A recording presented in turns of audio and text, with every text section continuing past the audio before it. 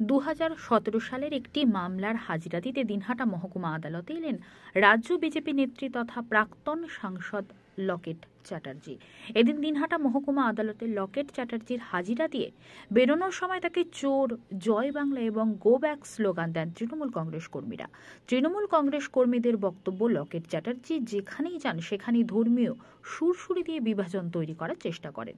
তাই দিনহাটার মাটিতে তার স্থান নেই। যদিও তৃণমূলের চোর স্লোগান এবং গো ব্যাক স্লোগানকে পাত্তা দিতে নারাজ লকেট।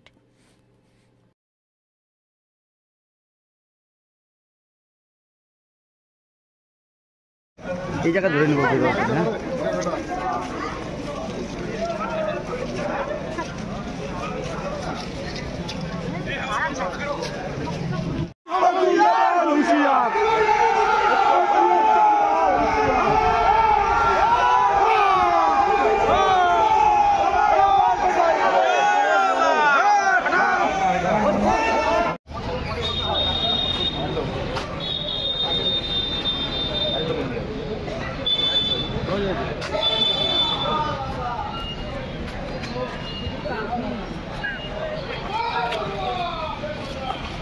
বাংলাদেশ সামলারে